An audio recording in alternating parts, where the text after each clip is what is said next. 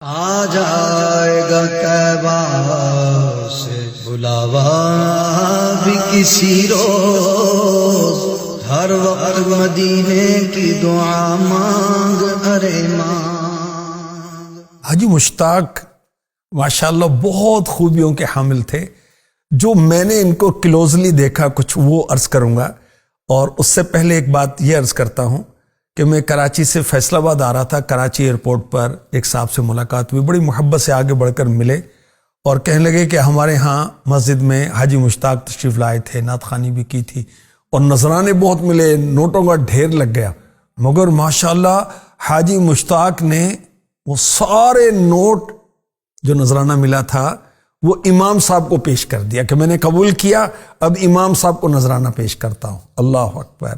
جب آپ کو بلایا جاتا نعت خوانی میں تو اپنی موٹر سائیکل پہ چلے جاتے تھے، گاڑی کا مطالبہ نہیں کرتے تھے، محفل نعت کے لیے پیسے نہیں مانگتے تھے، پیسے اگر کوئی اپنی خوشی سے دے دے تو پھر بھی نہیں لیتے تھے۔ جب انہیں کوئی کہتا نا کہ نعت شریف حاجی صاحب نعت سنا دیں، مشتاق بھائی نعت سنا دیں، تو یہ شروع ہو جاتے فوراً۔ یہ نہیں کہ میں کھڑا ہوں، میں دکان پر بیٹھا ہوں تو فلاں میری طبیعت ٹھیک نہیں، فوراً شروع ہو جاتے تھے۔ نئے نعت خوانوں کی حوصلہ افزائی بھی کرتے تھے۔ ایک سے زائد بار مجھے یاد پڑتا ہے کہ حاجی مشتاق نے مجھے کہا کہ آپ سلام پڑھو، اور میں نے ان کی موجودگی میں سلام پڑھا، کلام پڑھا۔ الحمدللہ بہت عاجزی انکساری والے اور بہت ملنسار طبیعت والے تھے۔ جب عشق رسول میں ڈوب کر اب بلا لیجئے نا مدینہ، آ رہا ہے یہ حج کا مہینہ، یہ پڑھتے تو ان کی کیفیت بن جاتی تھی۔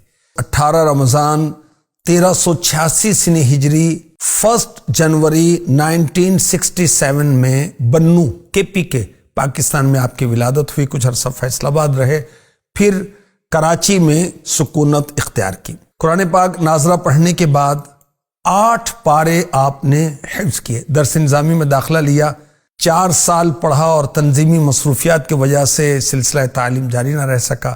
حصول علم کا بہت شوق تھا، لوگوں کے گھروں کا پانی بھر کر اپنے تعلیمی اخراجات پورا کرتے تھے۔ امیر اہل سنت فرماتے ہیں اگرچہ درس نظامی کے 4 ہی سال پڑھے لیکن معلومات کسی اچھے خاصے عالم سے کم نہیں تھی۔ اکاؤنٹ ڈپارٹمنٹ میں سینئر آڈیٹر کی حیثیت سے کئی سالوں سے گورنمنٹ جاب بھی کرتے رہے۔